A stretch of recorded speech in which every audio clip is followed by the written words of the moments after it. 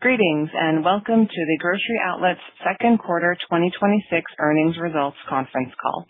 At this time, all participants are in a listen-only mode. A question and answer session will follow the formal presentation. As a reminder, this conference is being recorded. It is now my pleasure to introduce your host, Niccolo Cottarelli, Senior Vice President of Strategic Finance and Investor Relations. Thank you. You may begin. Good afternoon, and welcome to Grocery Outlet's call to discuss financial results for the second quarter ended July 4th, 2026. Speaking for management on today's call will be Jason Potter, President and Chief Executive Officer, and Ian Ferry, Chief Financial Officer. Following prepared remarks from Jason and Ian, we will open the call for questions. Please note that this conference call is being webcast live, and a recording will be available via playback on the Investor Relations section of the company's website. Participants on this call may make forward-looking statements within the meaning of the federal securities laws. All statements that address future operating, financial, or business performance, or the company's strategies or expectations are forward-looking statements. These forward-looking statements are subject to various risks and uncertainties that could cause actual results to differ materially from these statements. Description of these factors can be found in this afternoon's press release, as well as in the company's periodic reports filed with the SEC, all of which may be found on the Investor Relations section of the company's website or on sec.gov. The company undertakes no obligation to revise or update any forward-looking statements or information. These statements are estimates only and not a guarantee of future performance. Additionally, during today's call, the company will reference certain non-GAAP financial information, including adjusted items. Reconciliation of GAAP to non-GAAP measures, as well as the description, limitations, and rationale for using each measure, may be found in the supplemental financial tables included in this afternoon's press release on the Investor section of the company's website under News and Releases and in the company's SEC filings. And now I would like to turn it over to Jason. Hey, good afternoon, everyone, and thank you for joining us. During the second quarter, our work to stabilize the business and return growth gained momentum. A stronger opportunistic offering and sharper value communication drove sequential comp improvement and results above our outlook across key financial metrics. Revenue increased 1% to $1.19 billion, with comparable store sales down 30 basis points. That was a 70 basis point improvement from Q1, despite an adverse headwind from the timing of Easter this year. Traffic grew 1.8%. Basket declined 2.1% year over year, but improved approximately 100 basis points from Q1 as customers responded to our stronger opportunistic offerings. Gross margin of 30.2% also exceeded our outlook due primarily to lower than planned promotional spending. Combined with disciplined cost management, the sales and margin outperformance drove adjusted EBITDA of approximately $66 million and adjusted EPS of $0.20, both well above our outlook. Our first half progress reinforces our confidence that restoring the core strengths of the Grocery Outlet model can drive sustainable improvement. It's still early, but the business is responding. And let me start with our primary objective, improving comps. Strengthening our opportunistic offering is central to enhancing our value proposition and returning the business to sustainable comp growth. Since the start of this year, we've prioritized improved sourcing, product flow, visibility, and store-level execution while expanding key supplier relationships. Together, these actions have significantly increased and strengthened our opportunistic assortment and improved our mix. The impact is showing up in our sales. Opportunistic comp store sales improved significantly from Q1, helping lift the total company comps into positive territory in May and June. The breadth of opportunistic SKUs increased meaningfully quarter to quarter with improving quality. In addition, year-over-year growth in opportunistic units per transaction also improved significantly relative to the first quarter. These are encouraging early signs that customers are responding to a broader and better selection of compelling deals as we improve our op mix. That growth is an outcome of category-level focus and execution.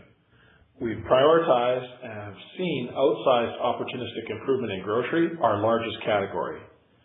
In grocery, a determined effort to revitalize supplier partnerships drove higher opportunistic product flow, opportunistic comps, and our total comps.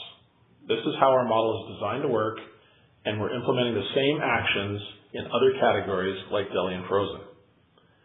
Paul Miller is leading the work to strengthen our sourcing and merchandising capabilities. Paul returned in June as Executive Vice President and Chief Purchasing and Merchandising Officer. The 25-year grocery outlet veteran, he helped develop our opportunistic offering, deepen key supplier relationships, and enhance the treasure hunt experience. In just 2 months into his return, his merchant instincts and leadership are already making an impact here. We're very pleased to have him back. To support our revitalized offering, we are improving the ways that we communicate value to our customers. We completed our repositioning around extreme value and the treasure hunt, supporting our product efforts with simpler signage, more prominent value items, and targeted at-home and digital media. With a stronger assortment and better analytics, we can deploy marketing and promotional spending more precisely. That will allow us to rely more on product and marketing to drive comps and less incremental price investment in the second half of the year, even as the competitive environment remains promotional. In Q3, we're deploying enhanced messaging to improve our price perception. We plan to deploy new signage in stores that supports our value positioning, and we'll extend that messaging into our digital presence and our app. We're also taking steps to introduce parity pricing in e-commerce. These actions will make the savings available at Grocery Outlet easier for customers to see, to access, and understand. Together, stronger product, clear value messaging, and broader customer engagement are designed to drive more consistent comp growth. Capturing the full benefit requires strong execution in every store, which brings me to our independent operators. Our independent operators are one of the greatest advantages of the Grocery Outlet model. They know their communities and their customers. With the right assortment, the right tools and support, their entrepreneurial energy really brings our model to life. Over the past year, we've expanded reporting and actionable insights, strengthened communication with our field organization, and invested in training. We're also spending more time in the field and engaging operators more directly. Our goal is straightforward. We want operators to spend less time sifting through data and more time serving customers to grow their businesses. A common set of facts and priorities helps operators and field teams identify issues sooner, focus on actions that matter most, and deliver a more consistent customer experience. A good example of this is how we're working with IOs in the field. Using fleet-wide data, we identify stores where targeted coaching and operational support can have the greatest impact. Our field teams then work side by side with operators on a focused set of actions, including in-stock conditions, merchandising, store standards, and operating routines. This annual business review and enhanced merchandising reporting help translate the data into action. We're encouraged by these results so far. Participating stores have consistently outperformed their control groups, reinforcing that meaningful improvement can come from disciplined execution of store-level fundamentals. We're turning those learnings into repeatable tools and routines for the broader fleet. We're also giving operators a more immediate view of customer sentiment. We've introduced new point-of-sale feedback that connects customer responses with transaction data, helping operators identify service gaps and adjust their actions at store level. This capability is now in approximately 100 stores, and the early results support a fleet-wide rollout. In parallel, we're improving efficiency. Our new dynamic routing program removes ordering constraints and optimizes delivery routes, increasing delivery quantity and improving opportunistic product flow across a significant portion of our fleet. The program is currently in approximately 200 stores, and we expect to complete the rollout over the next year. These efforts are lifting customer and operator sentiment and engagement. Customer NPS improved meaningfully again in Q2, while our IO survey feedback was overwhelmingly favorable. IO satisfaction increased across categories from last year, and the majority of our operators rated our recent systems upgrades as extremely or very valuable. Beyond the data, we're seeing increased engagement from our IOs on a variety of initiatives. These outcomes reinforce our conviction that we're focused on the right priorities. The same discipline we're bringing to store execution is also guiding how we manage the business and deploy capital.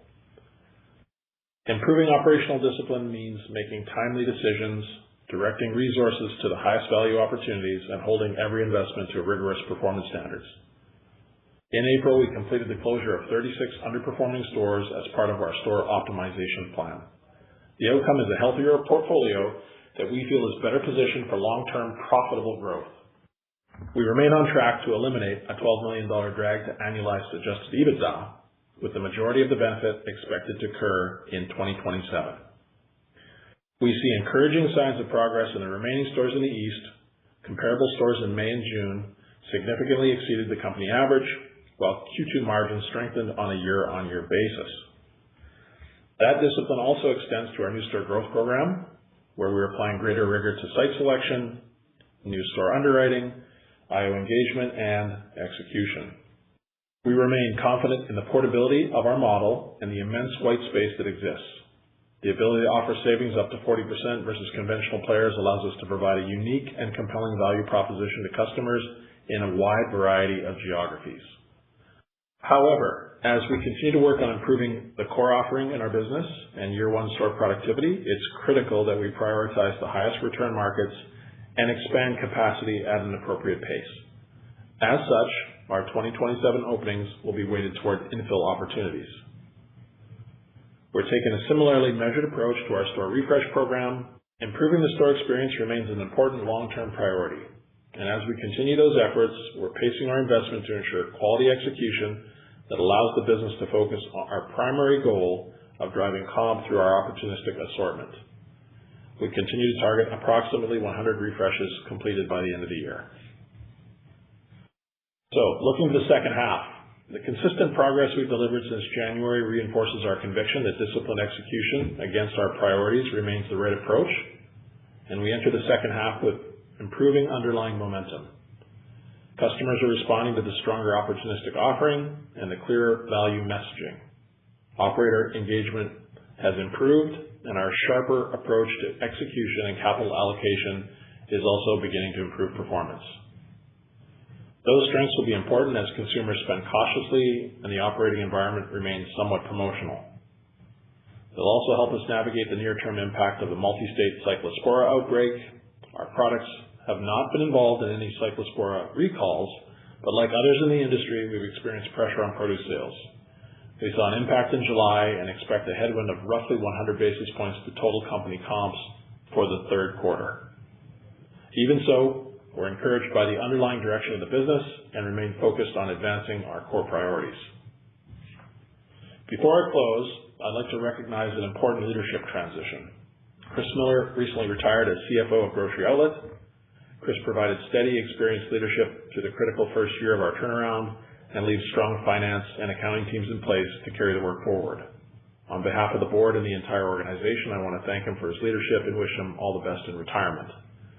I'm also very pleased to welcome Ian Ferry, who many of you know as our new Chief Financial Officer. Over the past year, Ian's become a trusted strategic partner to me and our board. His financial discipline, operating insight, and long-term perspective have already made a meaningful impact here. I look forward to continuing our work together. In closing, our first half progress strengthens my confidence in Grocery Outlet's long-term opportunity. It's still early, and we have work ahead, but the business is responding. Consumers continue to prioritize value, and our differentiated model is built for this environment. When we strengthen the opportunistic assortment, equip operators with better tools, and apply greater discipline to execution and investment, performance improves. We have the foundation to build a stronger, more productive, and more profitable Grocery Outlet. I want to thank our independent operators, our team members here, and our supplier partners for their hard work this quarter. I'd also like to note with gratitude that we just completed our annual Independence from Hunger campaign, during which IOs partner with local nonprofits to provide critical resources to those most in need. I'm proud of the positive impact our operators make in this regard in the communities they serve, work, and live. Finally, I want to thank our shareholders for your continued support and engagement. We remain committed to earning your confidence through disciplined execution and consistent results. And with that, I'll turn it over to Ian. Ian? Thanks, Jason. As CFO, my objective is to help ensure we build a business that creates durable, long-term shareholder value. That means allocating capital with discipline, measuring ourselves against the right long-term metrics, and communicating our progress with transparency. Our second quarter results provide further evidence that the operational improvements Jason discussed are translating into better financial performance. While our performance has ample room for improvement, stronger sales trends, disciplined spending, and sharper capital allocation are beginning to improve the business and its long-term earnings potential. I will start with the quarter and then discuss our full year and third quarter outlook. Unless otherwise noted, the comparisons I provide are on a year-over-year basis. Starting with the top line. Second quarter net sales increased 1% to $1.19 billion. Sales from stores opened over the past 12 months more than offset the impact of optimization plan closures and a modest decline in comparable store sales. We opened 10 stores and closed 12 during the quarter. Comparable store sales declined 30 basis points, including an approximately 50 basis point headwind from the Easter shift. This was above our outlook for a decline of 1.5% to 2%. Traffic remained positive, while basket improved roughly 100 basis points sequentially. Importantly, comps across our opportunistic portfolio improved significantly from Q1, reinforcing our confidence in the actions underway. Gross profit dollars were flat at $360.7 million, representing a gross margin of 30.2%, above our 29.8% to 30.0% outlook. Gross margin declined 30 basis points year over year, primarily due to the promotions we instituted at the start of the year to reinforce our value position, as well as store closure-related markdowns and write-offs, partially offset by better inventory management. Sequentially, gross margin improved 60 basis points from Q1, reflecting reduced liquidation activity associated with the store optimization plan, lower promotional spending, and favorable seasonality. On a year-over-year basis, SG&A increased less than 1% to $339.5 million, and as a percentage of net sales remained consistent with last year at 28.5%. Sequentially, SG&A improved 130 basis points as a percentage of net sales compared to Q1, primarily driven by higher sales leverage, optimization benefits, and lower marketing expense. We also recorded $5.4 million in net restructuring charges related to the optimization plan. This included $14.8 million in cash charges, partially offset by $9.4 million in non-cash credits, primarily from the net write-off of right-of-use lease assets and lease liabilities. Below the operating line, net interest expense was $6.6 million, comparable to last year.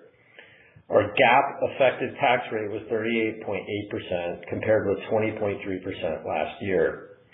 Net income was $5.6 million, or 6 cents per diluted share, compared with $5 million, or 5 cents per diluted share last year. Adjusted net income was $20.3 million, or 20 cents per diluted adjusted share, compared with $22.8 million, or 23 cents per diluted adjusted share last year. Adjusted EBITDA was $65.7 million, or 5.5% of net sales, compared with $67.7 million, or 5.7% of net sales last year. Both adjusted EBITDA and diluted adjusted EPS exceeded our outlook. Turning to the balance sheet and cash flow statement. We ended the quarter with $74 million in cash and approximately $154 million of revolver availability. Total debt net of issuance costs was $505.6 million, up $16.3 million from Q1. Net leverage remained 1.8 times adjusted EBITDA. Operating cash flow was $43.2 million, compared with $73.6 million last year. The decrease primarily reflected the timing of accrued and other liabilities, lower operating lease liabilities following the optimization plan, and lower net income after adjusting for non-cash charges. Capital expenditures were $43.7 million, or $38.7 million net of tenant improvement allowances. Now let me turn to our outlook. The actions we began implementing at the start of the year are delivering progress. Given our stronger than expected second quarter performance, we are raising the low ends of our full year financial outlook ranges.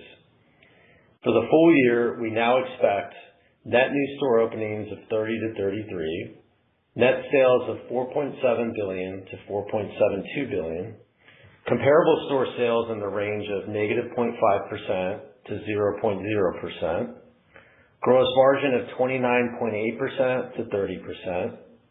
We continue to expect approximately $20 million of incremental promotional investment for the full year, with spending expected to further taper in the second half as our stronger opportunistic mix and treasure hunt support underlying comp performance. We expect adjusted EBITDA of $225 million to $235 million, diluted adjusted EPS of 51 cents to 55 cents a share, and capital expenditures net of tenant improvement allowances of $170 million. For the third quarter, we expect comparable store sales ranging from -1% to 0.0%, gross margin of 29.8% to 30%, adjusted EBITDA of 58 to 61 million, and diluted adjusted EPS of 14 cents to 16 cents a share. In summary, the initiatives we outlined at the start of the year are gaining traction, and we are managing the business with greater discipline. Strengthening the opportunistic offering and customer value proposition remains our priority. We will stay focused on execution in the second half and look forward to updating you on our progress. With that, I will turn the call over to the operator for questions. Thank you. We will now be conducting a question and answer session. If you would like to ask a question, please press *1 on your telephone keypad. A confirmation tone will indicate your line is in the question queue. You may press *2 if you would like to remove your question from the queue. For participants using speaker equipment, it may be necessary to pick up your handset before pressing the star keys. One moment please while we pull for questions. The first question is from Jeremy Hamblin from Craig-Hallum Capital Group. Please go ahead. Hey, this is Will on for Jeremy. Thanks for taking our questions. Just wondering if you can share any more color on the cadence of comp trends through the quarter and then here into Q3, and then what traffic versus basket is looking like here quarter to date. Hey, well, it's Jason here. Look, we're making progress on our comp store sales, and we're encouraged by the sequential improvement we've had. Just to walk you through that, January was meaningfully negative, to remind everybody, and we've made significant progress since that point. Pre-Cyclospora impact, total comps had improved by about 300 basis points to the end of Q2. To answer your question on traffic, Q2, again, solid number there, 1.8 on top of the 1.5 last year. Basket declined by just over 2%. But did show about 100 basis points of sequential improvement from Q1. And that was a mix of about 1%, and a little less than 1% inflation and some mix. But we did also encouragingly experience an improvement in units per transaction with off in the basket. When you're thinking about the guide, I think the way that we've thought about this for Q3, as Jens pointed out, -1 to flat. That 100 basis point cyclosporin impact is notable. And just a couple points there I'd like to make on that. Our produce business was running very healthy and running well above inflation prior to the outbreak. We're continuing to monitor it. We've got an understanding of what's happening category to category. We think that that's going to moderate a bit into Q4. But right now estimating about 100 bips. Clearly we can see things like bag salads, a fairly large impact. But we feel that this is a temporary headwind, and the underlying performance of the business continues to improve, and we're encouraged by what we see going forward for Q4. Okay, that's very helpful. And I just wanted to understand where the opportunistic product is mixing today versus Q1, and then where you'd like to see that by year end, and then what sort of total comp benefit you'd expect to see from that change in mix from the beginning of the year. Yeah, certainly. First and foremost, our pursuit of op has everything to do with creating value for customers. There's a very high correlation between comps and our total comp business. We can see that in our store cohorts. It's the value and sales generating engine of the business, as you know. It's the heart of what drives our unique treasure hunt experience. And the plan that we developed is meant to create a sustainable quality of sales and margin. What we've seen through this first half of the year, comp accelerated meaningfully in Q2, up about 500 basis points relative to the start of Q1. Our mix expanded well over 300 basis points and continues to accelerate. As I mentioned, we have this headwind with Cyclospora, but expect that to be temporary. And we've got some really bright lights as we've executed this plan. One great example is grocery, our largest and most important category. I know you may be curious about this. Our comps finished at 3.5% in Q2, and that playbook being executed by Paul Miller is now, we're seeing advancing sales momentum in the next two most important areas, both deli and frozen right now. Seeing good inventory flow. We've expanded our range of branded op. And again, the confidence we have in the plan, with supplier engagement, supplier acquisition, what's happening in our basket, we see the momentum in the business and again reflected in where we see the business going in the back half. Appreciate the color. Thank you. You bet. The next question is from Corey Carlo from Jefferies. Please go ahead. Great. Thanks, Jason. Appreciate the time. I was wondering if you could talk just broadly around kind of what specific milestones you're using to measure in the improvements in the business, and when do you feel like you can shift to perhaps like a more offensive posturing, if you will, and how are you kind of measuring that internal cultural shift back toward the traditional kind of treasure hunt model that grocery outlet tends to thrive in? Yeah, I think the things that we've been measuring and holding ourselves account to, we've made progress across all what we think are the most important KPIs. Continued traffic growth, which is really important. We saw some basket expansion, we think is important. We also noted improving net promoter scores from the beginning of the year right through to the end of the quarter. Our op mix has expanded, the comps have expanded.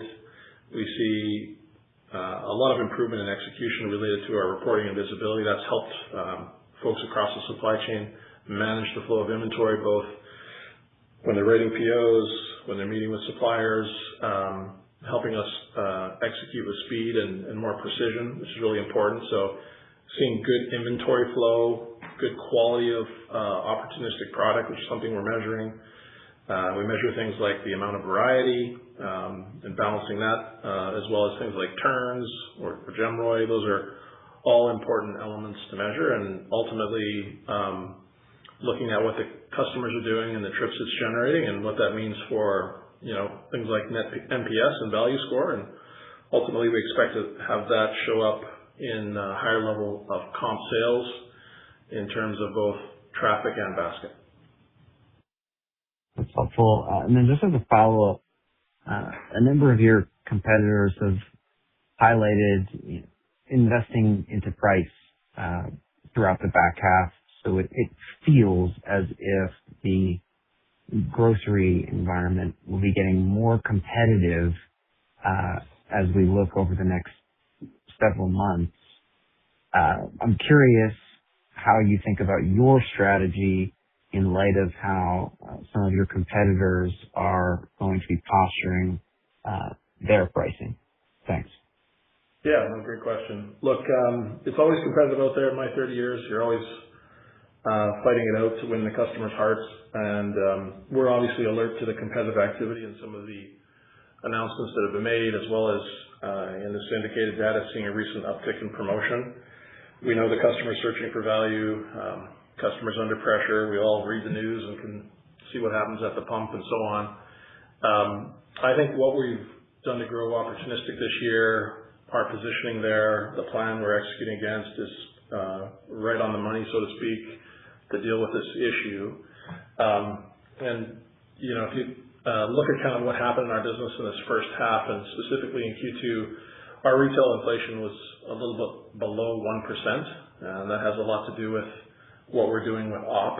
When we think about competition or price, there's many things to evaluate. We're continually monitoring and measuring our pricing against a number of different competitors across major MSAs. We continue to see a nice price gapping on a basket of goods for us, 15 to 20% below mass, 30 to 40 against conventional. I think that's important to note. And for us, when we're dealing with these kinds of things, the best way to deal with it is through op. Opportunistic is a pretty magical thing for us. It drives sales and margins. It drives value for the customer. Paul came to me this week and shared an example of 50-plus truckloads of a well-known, relevant branded drink sells for $8 in the market that will be selling for under $1 in the market sometime next week. Those kinds of things just really displace comparisons and is a big part of what drives customers to our stores. And I think staying competitive and making sure that we're paying attention to what's happening in the market is always going to be an important element of what we do here. But continue to see that we're being reinforced and encouraged by our work on opportunistic supply, variety, quality, distribution, and inventory flow and turns.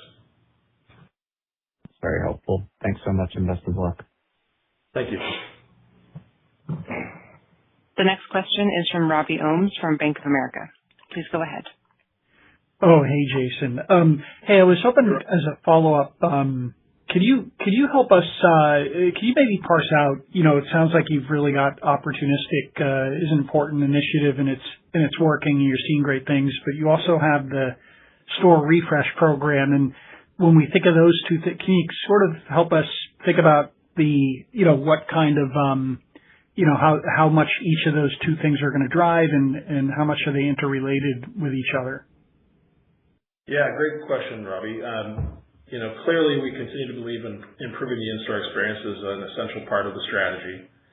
And what we've done in the first half of this year is to make sure that everybody in the company's priority is restoring op across the network. That's what's driving improvement in our business. Clearly, refresh is an important component of that. Like I said on the recording, 100 stores by the end of the year is on track. We continue to get great feedback from customers and operators. We think that what's important here, and one of the calibrations we made as we focus on improving value and improving op, is to make sure that we're supporting operators with the tools and the assistance to ensure a consistent execution as we do these rollouts. We had more variability in the last couple cohorts than we'd like, and we wanted to shorten the disruption period to optimize the results. And so we've calibrated that slightly. And so we continue to think that that's going to be an important long-term element of our turnaround story. But the main event here for us is improving value through opportunistic supply, and that's going to continue to be the focus of the company in the back half. That's really helpful. And then my follow-up on that is, you mentioned earlier in the call the supplier partnerships, improving or recovering or something like that. What happened with the supplier partnerships, and how much improvement is there to come from here? Look, I think I just want to say we're really proud of how the teams engage with suppliers and the relationships that the company's built with the supply community over many decades, frankly. It's a critical point of difference for Grocery Outlet and part of our strategic moat. Paul Miller, in his leadership, brings a special understanding of supplier connection. I don't think we lost that connection, but I think as we've really outlined the plan for what we're going to do with opportunistic, it's an important point to call out that engaging with suppliers, face-to-face meetings, being a one-stop solution for our supply community, taking quick care of their brands, being good brand stewards, and responding in a rapid way is all part of Paul's philosophy. And, we're seeing good results there. New supplier acquisitions up about 11% this year.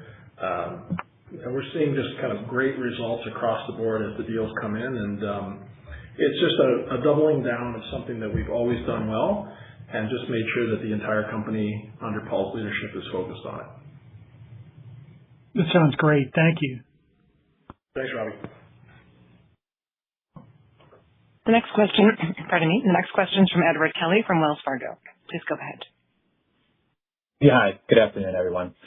So, the business certainly seems to be starting to turn the corner. As we think about, guidance, you didn't flow much of the upside this quarter or your better optimism, I guess, into the full year guide. Is that, just Cyclospora, or are there some other, incremental offsets? And then related to the Cyclospora and the 100 basis point impact, is that just July through August so far that impacted that you expect that to continue all quarter? Just kind of curious as to how you came up with that.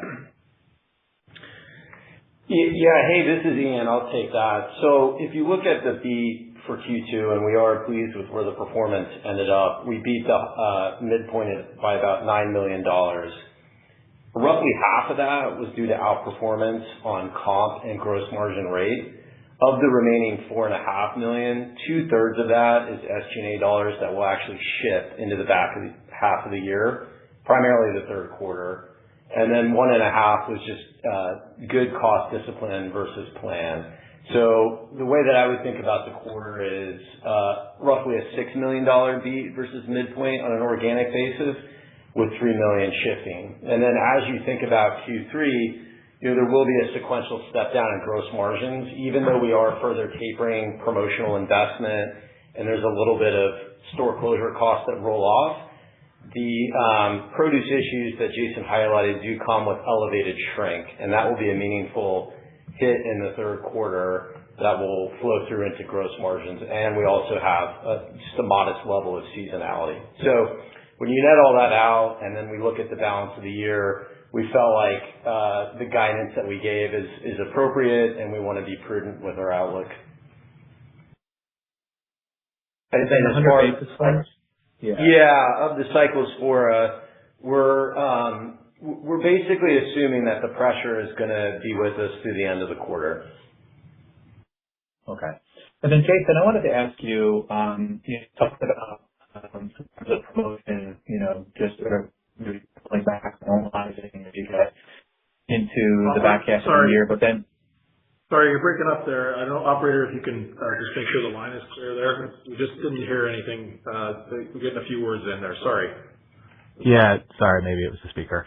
So Jason, I wanted to ask you on the promotional side. You talked about maybe pulling back or normalizing to some extent in the back half, and then some of that void gets filled, I guess, with value communication, and maybe it's increased op as well. But the backdrop is competitive. I'm just kind of curious as to how you feel about sustaining some of the momentum that's improved while you normalize on the promo side. Yeah, no, great question. So, couple things to say. Grocery Outlet has not been traditionally a promotional company, and we don't intend to continue that. We create excitement and value through, obviously, the branded off deals and, as you pointed out, the treasure hunt experience. We did establish early in the year this $20 million promotional bridge, the synthetic bridge that was designed to supplement our op offering as we rebuilt the offering. Now, we're on track with that plan to rebuild our op offering, which is why the focus of the company is everyone's attention is turned there. And we're on track to taper those promotions, those replacement promotions, if you will, as op mix is fully sort of restored by the end of the third quarter. So a couple things there. When I look at the weight of op, the number of deals at various levels of savings, and the KPIs that associate to call it promotion, our plan is also on track. So pleased with the progress on growing op. We don't expect to see the need for more promotional investment beyond what we've already discussed. And to your point, we remain disciplined but responsive. Obviously, maintaining the right competitive price gaps is critical, but I just want to reinforce we think we're on the right track, and we'll monitor if anything changes, but expect that our plan is prudent and appropriate for the back half of the year. Thank you. Thank you. The next question is from Oliver Chen from TD Cowen. Please go ahead. Hi, good afternoon. This is Iris Stankic on for Oliver. Described grocery outlet as a counter-cyclical model that can benefit when consumers come under greater pressure. And I'm just wondering, as we've moved through the quarter, have you seen any change in customer behavior that gives you confidence that the value perception is becoming more visible to shoppers, whether through new customer acquisition, trip frequency, or basket? Thank you. Yeah, thanks for the question. Yeah, clearly, generally what we've seen in the past is you'll see pressure in the basket first, and then obviously when trade down happens, we get traffic. We haven't seen that yet, but we think the work we're doing positions us well for that. As I mentioned, traffic did increase just about 2% in the quarter. That's been sort of running about that 2% mark, which is the intent of our plan this year. We also saw improvement in our basket, and we did see improvement in UPT relative to op in the basket. So our customers are recognizing value. They're seeing more of it in the store. That's showing up in the underlying metrics. And we believe and are convinced that that's what's driving our sales, and the relationship between op value and comps are connected and drives the heart of the differentiation that we have in the business. So that's what I would share today on that front. Okay, got it. And then just as a follow-up, I know that last quarter you noted for United Grocery Outlet and expected it to be a 2026 discussion. Are you able to provide an update on where that process stands today and whether your view of the strategic fit of the business has evolved since then? Yeah. Hey, Iris, this is Ian. I can take that. So you're right. We do think it's a 2026 conversation. There's work ongoing. We're looking at a variety of options. When that work concludes, we'll update you as soon as that happens. But no update today of any note. Got it. Thank you. The next question is from John Heinbockel from Guggenheim Partners. Please go ahead. Hey, Jason, I wanted to ask, as you lean more into op, so what is changing, if anything, with planograms and space allocation toward that? And then, if you think about balance leaning into op heavier, I think historically, right, you guys have been pretty good about avoiding markdowns, even on close code product. Maybe talk about that tension, leaning in and trying to avoid markdowns. Yeah, great question, John. So we don't, we have kind of, call it planograms is sort of an industry term where you've got, obviously every item is allocated in a space. We have space allocation. Mm-hmm. And so what we did in the first half of the year, we did mention that we would be discontinuing 400 to 500 MTO and private label items to make space for more opportunistic variety. I'm pleased to report that we did get that done, made those transitions. That's shown up in sales and in the store. And the vast majority of those markdowns, if there were any, were done already in the first half. We always have some markdowns when we're changing, product out. The business year to year will sell 80 to 100,000 unique SKUs as products come and go. And so it is a normal cadence for the business to manage, and we're happy how that first half has gone, John. Maybe as a follow-up, I think you talked about a lot of the 27 openings, or a bigger percentage, will be in existing markets.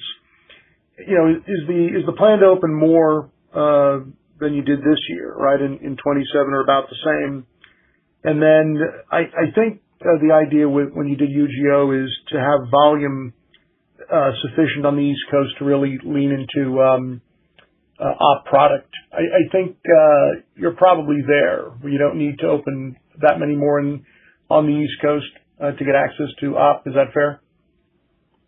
Yeah, on your first question, we haven't, we're not prepared yet to release sort of a store count for next year, but it is our intent to open much more infill. Obviously, as we stated, we're excited about the long-term white space and growth potential of the business.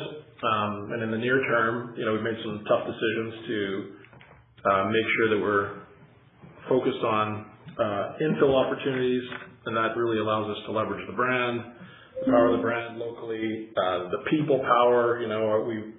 Our IO community is really important, and the density of stores helps with that. Distribution strength, obviously, which the core markets, we've got a well-oiled machine there, and supported by disciplined underwriting, we think is the right approach in the near term. To your point on the East, we just opened a new DC to support that group of stores, and we feel that that's absolutely helping our results in the East. We're pleased with the performance of the stores post-closure work. Those stores are running profitably as a group and ahead of plan, and positive comps already this year. So all of those elements, we are feeling good about those decisions, John. Thank you. You're welcome. The next question is from Joe Feldman from Telsey Advisory Group. Please go ahead. Hey guys, thanks for taking the question. Wanted to ask, dig in on that field operations changes you've made. Can you share just a little more color on that? Like what's actually different that the field operations, I guess field managers or whatever they're called, are doing in the stores, and how they're helping in a different way, and what maybe sales and costs are related to that? Thanks. Yeah, no, it's a great question. Look, first and foremost, the Iowa model is a unique competitive advantage for us. We know that it's essential for us in the long term to continue to improve support for our operators. Execution is a huge component of the customer experience, and the intent of the team is double down on communication and collaboration with our operators. Specifically, we're adding field support. That's been done. We've implemented things like dynamic routing that I mentioned in my opening remarks. That really helps with off flow and in stocks. So there's support there. Implementing things like store level POS, customer feedback reporting to give our IOs much more salient information about specific customer feedback trends, and the DSMs work directly with them on action plans to help make improvements where needed. And then one of the biggest ones we've had this year is really unlocking some of the data. We have this process we call an annual business review, but it's really using fleet-wide data. The field teams provide our operators a ranking against another group of stores, similar state, similar volumes, and allow them to see in a way, margin, sales, underlying cost drivers, and then supported with a suite of reporting that helps them dial in on opportunities to drive sales, to drive margins, to drive improvement in their business. This more frequent and ongoing collaboration and communication is definitely a change, and I think everybody in the company, including the operators, are excited about that support and direction. That's really helpful. Thank you. Maybe as a follow-up, I've probably asked you guys this in the past, but how are you communicating the changes to your existing base or prior customers? Like, I know in the past people used to love the opportunistic goods. Now that you have them back and you're flowing it into the store, like, how are the customer finding out about it? And to maybe recapture some of the ones that may have left Grocery Outlet. Thanks. Yeah, no, it's a great question. Clearly, driving value is key. We introduced extreme value in the front half of the year across channels, what we think is a clearer price messaging, clearer value communication. We've updated some signage, and we have actually a kit going out to all stores this quarter to support our 80th anniversary. We think that's going to be a helpful additional support piece. We continue to adjust our media mix to reach customers more effectively related to the groups that really get excited about the treasure hunt. They love discovery. They love value. And we're seeing that work is helping satisfaction scores and resonating with those groups of customers, including lapsed customers. Got it. That's helpful. Thanks. Good luck with this third quarter. Thank you. The next question is from Simeon Gutman from Morgan Stanley. Please go ahead. Hey, Jason. Hey, Ian. First, I want to ask about this improvement through the anatomy of your customer cohorts. So are you seeing best customers shop more, average ones stepping up, and then I don't know if there's a component of new customers coming to the brand? Yeah, I think kind of high level, top level, Simeon, thanks for the question. Driving traffic was our first objective, and I think that is proven to be effective in the first half. We're going to continue to lean in there with our plan. Obviously, some of what you do is to drive frequency, and the other pieces that help long term are continue to improve your business and your execution to work on things like the basket. So there's always a combination of things that you're trying to achieve, but our first objective is to really dial in the value piece, get recognition for that, drive frequency, and drive the traffic. That's the key priority.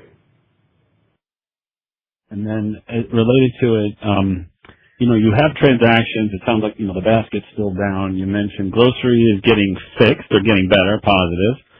I think you called out deli and frozen as works in progress. How impactful can opportunistic be there? Is that just inherently more of an everyday category? And what is that diagnosis? Meaning, how do you change the basket from here? I know this company used to comp, much higher than where we were.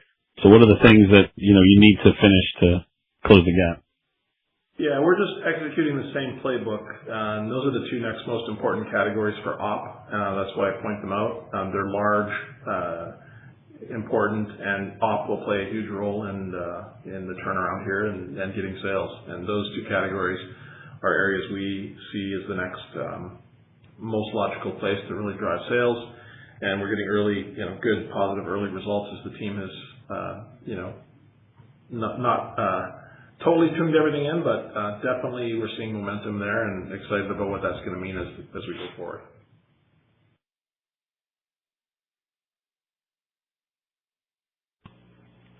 The next question is from Mike Baker from D.A. Davidson. Please go ahead. Great, thanks. Kind of a follow-up on what Simeon was just asking or maybe getting to. Your guidance, even if you add back Cyclospora, is about flat, yet grocery, a big part of your business, is up 3%, I think you said. You're adding the playbook to other big categories. I think opportunistic is now probably, if you set up 300 basis points, that's about 48% now versus it'll get to 50. Like, you're getting there. You're doing all the things. When all those things are implemented, what do we think the long-term comp should be? I presume something better than, flat to up 1% if you add back the Cyclospora. Yeah, great question. We definitely see continued acceleration through the year. And, we fully expect the business to get back to a healthy level of comps, something well north of inflation. So I think in the past, this business comped 3 to 5 on a pretty regular basis, and we don't see a reason why we can't do that. Okay. Yeah, fair enough. That would certainly help. One other question. You said something, if I caught it right, about variability in the most recent implementation of systems. So if you could talk a little bit, and then slowing it down. I may have misunderstood, but can you talk about, can you flesh that out a little bit? Yeah, no, I wasn't referring to systems. Happily, we have nothing to report on systems. We've planted the flag and our systems are stable. Good progress there a couple quarters ago. What I was referring to was the last couple of cohorts of refresh stores. And we found that just the length of time to make the changes was disrupting customers. And what the team's doing right now is dialing that down to make those changeovers much more rapidly with better support pre and post in order to make sure that we don't turn people away as we're making what we think are positive changes. So that's what I was referencing. Okay. Understood. Thank you. Thank you. The next question is from Bill Kirk from Roth Capital Partners. Please go ahead. Good evening, everyone. Jason and Ian, you both mentioned and even quantified the adverse impact of Easter timing in 2Q. What I was wondering, I guess, is at the end of 2Q, did you have a positive July 4th timing benefit? And if so, how large was that? It was immaterial. Easy. Okay. And then Ian, in your prepared remarks, you talked about, I think you opened with the importance of building a durable model focused on creating long-term shareholder value. So philosophically speaking, how do you evaluate the decision to ease up on promotion and pricing in the context of your focus on helping build that durable, sustainable model? Yeah, good question. As you think about what drives long-term equity value creation, it's consistency of growth paired with improving returns on capital. We have a long way to go, but we think we're making progress along both of those fronts. I think the good news for us is that opportunistic really drives benefit to everyone in the model, whether you're a customer, a shareholder, or an IO. So there's great savings, it comes at a high margin, and it delivers good excitement for the customer. So what we've seen is we've already started to taper the promotions.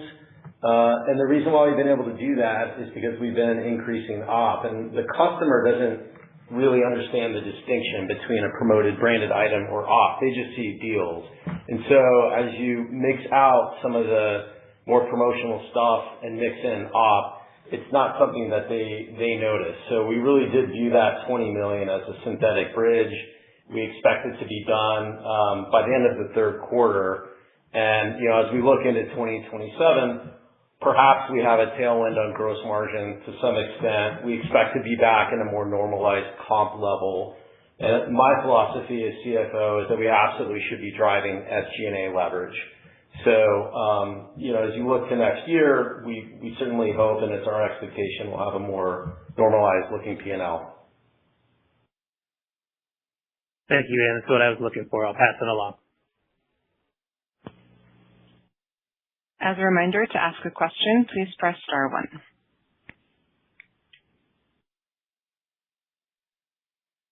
There are no further questions at this time. I would like to turn the floor back over to Jason Potter for closing comments.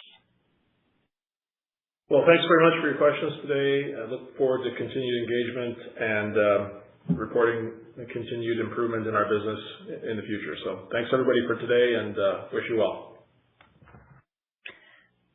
This concludes today's teleconference. You may disconnect your lines at this time. Thank you for your participation.